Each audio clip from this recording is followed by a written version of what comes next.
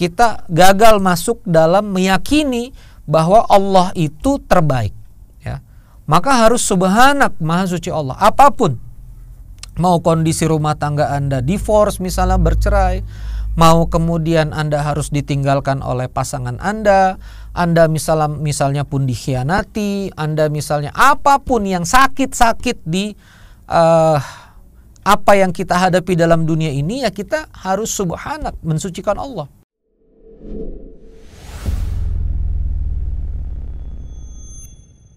A'udzubillahi minasyaitonirrajim. Bismillahirrahmanirrahim. Assalamualaikum warahmatullahi wabarakatuh.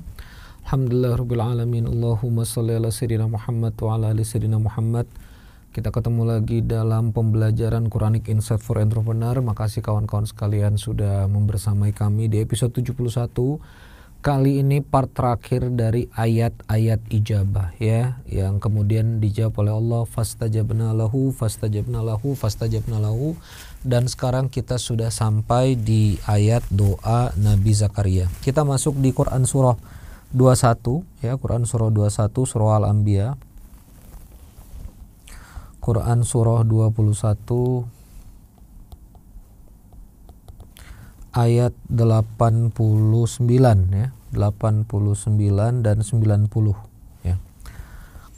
Kita lihat di sini, a'udzubillahi minasyaitonirrajim. Wa Zakaria idnada rabbahu rabbi la tadarni fardan wa anta khairul warithin. Kalau disambung, la tadarni fardaw wa anta khairul warithin. Ya Zakaria, wahai Zakaria, idnada rabbahu rabbi la tadarni fardan wa anta khairul warithin. Dan ingatlah Zakaria ketika dia berdoa kepada Tuhannya, ya Rabb, janganlah engkau biarkan aku seorang diri tanpa keturunan, engkaulah ahli waris yang terbaik. Lalu kemudian dijawab oleh Allah, fastajabna lahu wa wahabna lahu Yahya. Dan kami perkenankan doa kepada Nabi Zakaria itu, wa wahabna lahu Yahya, dan kami anugerahkan kepadanya Yahya. Jadi Yahya bin Zakaria. Jadi Yahya ini anaknya Zakaria. Wa aslahna lahu zaujah. Ini menarik, ya. Dan diperbaikilah istri beliau. Maksudnya diperbaiki itu dari mandul jadi nggak mandul. Kenapa dikaruniakan anak dulu, baru kemudian kalimatnya wa aslahna lahu zaujah? Karena karunia anak itu memang alam ruh dulu sebelum masuk alam fisik, ya, sebelum masuk alam dunia, ya. Alam ruh dulu. Jadi di alam ruh kemudian Allah karuniakan wa wahabna lahu Yahya wa aslahna lahu zaujah. Kemudian diperbaiki istrinya, lalu kemudian istrinya kemudian bisa mengandung. Innahum kanu yusari'una fil khairat. Sesungguhnya mereka itu akan menjadi orang-orang yang selalu bersegera dalam kebaikan. Wa yad'unana ragaba wa rahaba, dan berdoa kepada Rabb dengan penuh pengharapan dan penuh ketakutan. Wa kanu lana khashi'in, mereka adalah orang-orang yang khusyuk. Untuk memahami doa Nabi Zakaria ini kita buka surah Maryam, surah 19, ya. Ini awal-awalnya adalah cerita tentang Zakaria. Kaf haya ain sad, ya, kaf haya ain sad. Dzikru rahmati rabbika abdahu Zakaria. Yang dibacakan ini adalah penjelasan tentang rahmat Tuhanmu, ya, kepada hambanya yang bernama Zakaria. Iznada rabbahu nidaan khafiyya, yaitu dia ketika dia berdoa dengan lemah lembut kepada Tuhannya dengan suara yang sembut, dengan suara yang sangat lembut. Qala rabbi inni wahanal azmu minni washta'ala ra'su syaiban walam akun bidu'aika rabbi saqiya, ya. Jadi, ya Rabb, sungguh tulangku lemah, kepalaku dipenuhi uban, ya, dan aku belum pernah kecewa, ya Rabb, kepadamu ketika aku ini selalu berdoa, ya. Walam akun bidu'aika rabbi saqiya. Aku belum pernah kecewa selama aku ini berdoa kepadamu. Nah, kalimat di sini walam akun bidu'aika rabbi saqiya, aku belum pernah kecewa kepadamu ini, dan kalimat-kalimat sebelumnya ini sama seperti pembelajaran kita yang kemarin. Nabi Ayub menjelaskan tentang kondisinya. Anni masaniyat dur wa anta arhamur rahimin. Coba lihat, ini kan bicara tentang kondisi nih. Tuhan, tulangku telah lemah, kepalaku telah dipenuhi uban, gitu ya. Lalu di sini wa inni khiftul mawali min warai wa kanat imraati aqiran fahabali min ladunka waliya.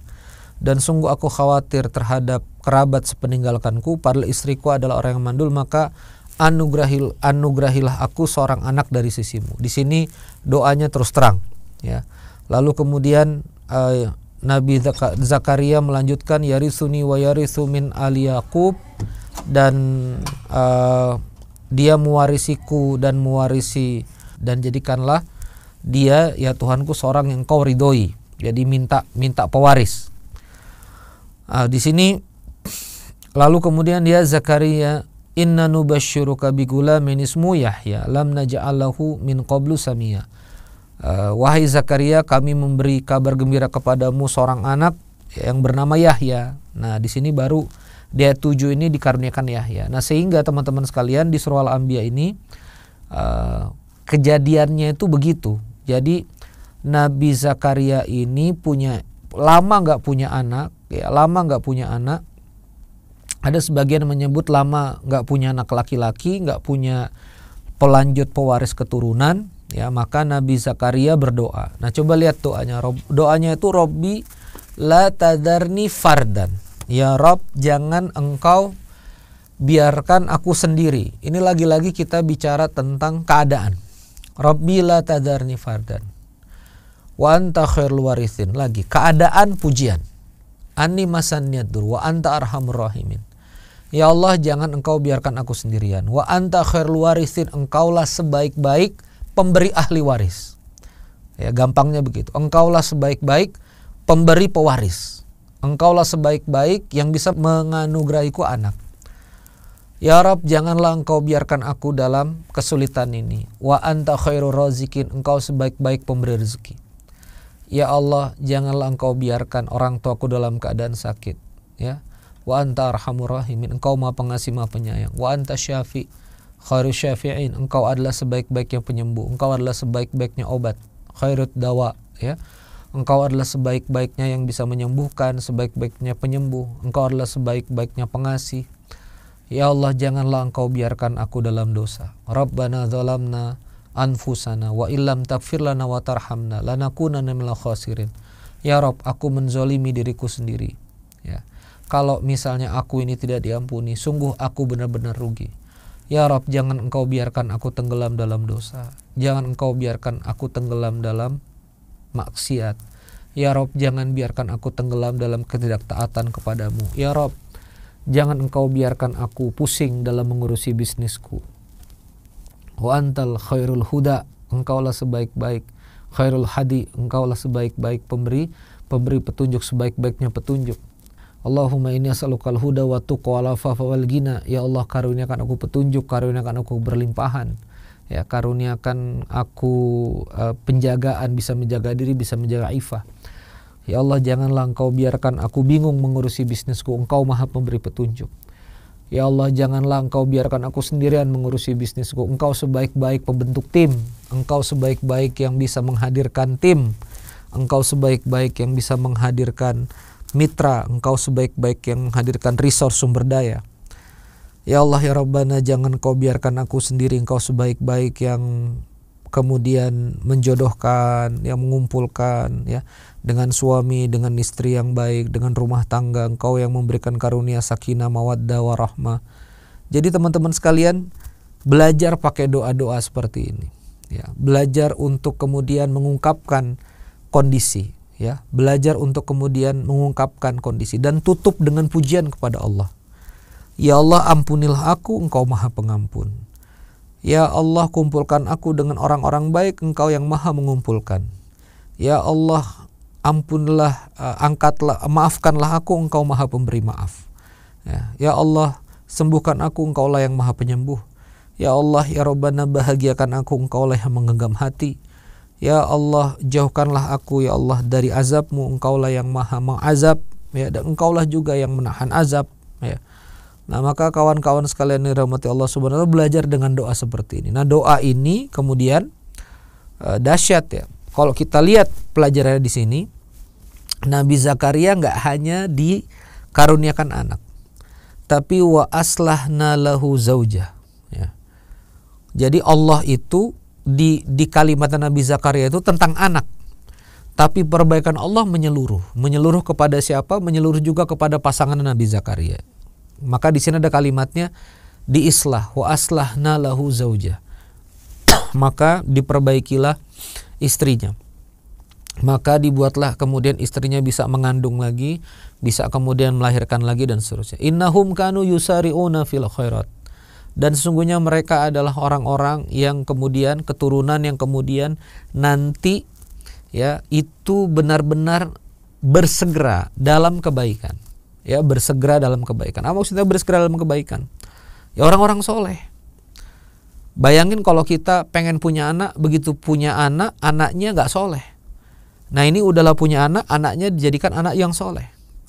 Anak yang kemudian wayad'unana ragaban wa rahaba, yang kemudian berdoa kepada Allah dengan perasaan pengharapan dan rasa takut. Artinya ini mereka adalah orang-orang yang khusyuk. Jadi dikasih anak-anak keturunan, dikasih rumah tangga yang khusyuk, yang benar. Ini mahal teman-teman sekalian. Nggak sekedar pewaris, tapi pewaris yang soleh. Ini pelajaran bagi kita juga. Sebaik-baik pewaris adalah pewaris yang soleh. Maka fastajabna lahu, ya maka Allah kabulkan. Allah ijabah, ya. Maka saya tutup kawan-kawan sekalian ayat-ayat ijabah ini, ya. Kita udah belajar part 1, part 2 dan part 3, maka saya berharap kita punya cara berkomunikasi yang indah kepada Allah Azza wa Jalla, ya. Saya ingin menghadirkan beberapa catatan kecil di penghujung ini. Apa yang kemudian membuat kita ini berat dan membuat kita ini tidak begitu ringan dalam berdoa, karena kita yang pertama, kita suka mendikte Allah, ya. Jadi kita tuh penyakit pertamanya adalah mendikte. Kita mendikte Allah seperti vendor. Ya Allah, saya mau begini. Apakah boleh sih? Tidak ada larangan. Cuma kalau kita lihat bongkar semua doa-doa Nabi semuanya yang kita lihat tadi, dan bahkan doa-doa Nabi di dalam Al-Quran, semuanya adalah minta rahmat, minta keberkahan, dan minta diberikan jalan keluar dari permasalahannya, yang dimana jalan keluarnya diserahkan kepada Allah. Kenapa kita alangkah baiknya tidak mendikte? Karena Allah yang mengetahui jalan terbaik. Nabi Musa pernah kelaparan. Waktu beliau butuh makan, beliau hanya berdoa, Rabbi inni lima anzalta ilayya min khairin fakir. Maka Allah kasih makan, ya, diundang oleh keluarga 2 wanita yang diantrikan kambing oleh Nabi Musa alaihissalam. Dikasih makan, dikasih tempat tinggal, dapat mentor Nabi Syuaib, dan bahkan dapat pekerjaan, ya. Itulah Rabbi ini lima anzalta ilayya min khairin fakir. Kita nggak bisa mendikte solusinya kayak apa. Ya Allah, kita mau solusinya begini, dan begini. Ini nggak bisa. Jadi hati-hati, jangan kita mendikte Allah Azza wa Jalla. Yang pertama, masalahnya didikte. Yang kedua, kawan-kawan sekalian, yang kenapa kita kemudian harus mengikuti, ya, alangkah baiknya mengikuti doa-doa ini. Terkadang kita kemudian setelah mendikte, kita menjadwal doa, kita men-timeline. Pokoknya harus sekarang, pokoknya harus besok, pokoknya harus begini dan begitu. Dengan kita menyerahkannya kepada Allah, kita menyerahkan timingnya kepada Allah. Allah mengetahui timing terbaik. Kapan timing terbaik? Ya, Allah mengetahui jalan terbaik, Allah mengetahui dikabulkannya kayak apa, Allah mengetahui yang terbaik buat kita. Nah, berikutnya adalah Allah mengetahui timing terbaik buat kita. Ya, timingnya seperti apa, Allah yang mengetahui. Maka kita cukup berpegang kepada timingnya Allah. Ya. Kalau sudah kita yakin sama timingnya Allah, biarkan timing Allah yang bekerja. Tugas kita meminta dan berharap kepada Allah Subhanahu wa Ta'ala. Dan selain mendikte timing, kenapa kemudian kita harus berdoa seperti doanya para nabi seperti ini? Agar kemudian kita tetap menjadi hamba, agar kemudian kita tetap merendah. Apa maksudnya? Curhat kepada Allah. Di tengah zaman ini ada curhat kepada sosmed, ada curhat kepada Facebook. Alangkah baiknya kita curhat kepada Allah Azza wa Jalla, ya. Jadi kalau kita curhat kepada Allah itu bukti kita sebagai hamba, kita tunduk kepada Allah, kita curahkan kondisi kita kepada Allah terkait dengan apa kondisi kita hari ini, maka kita berdoa kepada Allah dengan sebaik-baiknya doa. Dari 3 part ini, itulah kesimpulannya. Saya mengambil 2 kesimpulan. Ungkapkan kondisi kepada Allah, pujilah Allah. ya, ungkapkan kondisi kepada Allah, pujilah Allah, dan biarkan Allah yang menjawabnya dengan jawaban terbaik. Saya ulangi sekali lagi. Jadi yang pertama teman sekalian, ungkapkan kondisi teman-teman, kondisi bisnis teman-teman, apa yang teman-teman hadapi. Boleh, ya Allah saya menghadapi market yang begini, saya menghadapi karyawan yang begini, ya Allah, ya Rabb, Engkau mengetahui, saya juga harus punya tanggung jawab kepada orang tua, kepada mertua, kepada keluarga besar, saya tulang punggung. Anda boleh omongkan itu semuanya. Lalu yang kedua, Anda ungkapkan, ya, baru Anda puji Allah. Ya Allah, Engkaulah yang maha mengetahui, Engkaulah yang maha pembuka pintu rezeki, Engkaulah yang maha pengampun, Engkaulah yang maha penyayang. Lalu kemudian amin, sangka baik, serahkan Allah, biarlah Allah yang kemudian menjawabnya. Nabi Ayub sakit. Dalam pikiran Nabi Ayub itu pasti kesembuhan. Dalam pikiran beliau pasti sembuh. Kesembuhan, pasti masalah penyakitnya dapat dipastikan. Itulah ketika kita sakit. Kalau kita sakit kita gimana? Kalau kita sakit itu ya Allah yang penting sembuh, yang penting sembuh. Tapi Nabi Ayub nggak bicara sembuh. Akhirnya apa? Disembuhkan, hartanya dikembalikan, keluarganya dikembalikan. Itu yang harus kita pelajari. Jawaban terbaik dari Allah Subhanahu Wa Taala. Kalau kita jadi Nabi Yunus, kita cuma pengen keluar dari perut ikan. Gimana caranya kita keluar dari perut ikan? Kita udah nggak mikir apa-apa lagi. Allah yang penting selamat. Bayangkan kalau ikannya mengeluarkan di tengah laut, di dalam lautan. Ini masalah lagi. Kita harus berenang ke permukaan, belum tentu sanggup. Kita nanti terombang-ambing di tengah laut. Tapi ini Allah memerintahkan Hud untuk memuntahkan di ladang yang tandus. Itu pelajaran. Dikeluarkan di tempat terbaik. Lalu kemudian ditumbuhkan labu. Allah kasih penawar. Begitu balik ke umatnya, nggak perlu dakwah capek-capek lagi. Umatnya udah beriman. Ya. Kuncinya adalah taubat tadi itu. Jadi teman-teman sekalian, 3. Ceritakan kondisi, ya. Boleh ditambahin dengan Nabi Yunus alaihissalam, akui dosa, ceritakan kondisi kita, akui dosa kita, ya. Itu di bagian-bagian pertama. Lalu puji Allah, subhanak, puji Allah, wa anta arhamur rahimin, wa anta khairul warithin. Puji Allah, lalu kemudian biarkan Allah yang bekerja. Yakinlah dengan tindakannya Allah setelah itu, ya. Nah, inilah yang harus kita bangun. Mudah-mudahan ini jadi mental yang berbeda nanti dalam doa-doa kita ke depan. Mudah-mudahan teman-teman jadi punya energi lebih baik lagi untuk berkomunikasi kepada Allah Azza wa Jalla. Terima kasih. Saya Randy Saputra. Istiqomah terus belajar di Quranic Insight for Entrepreneur. Wassalamualaikum warahmatullahi wabarakatuh.